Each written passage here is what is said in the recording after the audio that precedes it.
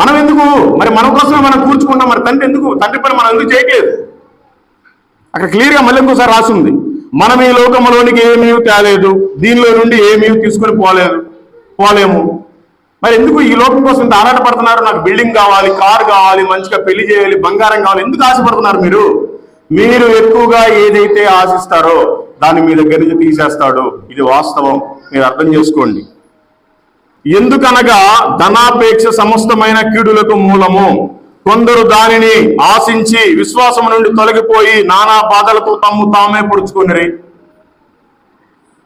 దేవుడు ఇచ్చేంత ఆశీర్వాదం ఎప్పుడు ఇస్తాడు? ఎప్పుడు అంటే మనం ఆయనలో ఉన్నప్పుడు. ఆయనలో ఉండాలంటే మనం మంచిగా పని చేయాలి, ఆయన పని కూడా చెయ్యాలి, మన బాధ్యత అది. 3 పూట్ల భోజనం పెడుతున్నాడు అరే, మనం కనీసం దేవుడి గురించి ఒక మాట చెప్తామని చెయ్యాలి. అది లేకుండా మీ ఇష్టం వచ్చినట్టు మీరు సమకూర్చుకుంటే మీలో మూరే పొడుచుకుని చచ్చిపోతారంట. అంటే పొడుచుకోవడం అంటే ఓన్లీ పొడుచుకోవడమే కాదు, దానికి సంబంధించిన అన్ని రకరకాలుగా ఏదో ఒకటి జరుగుతానే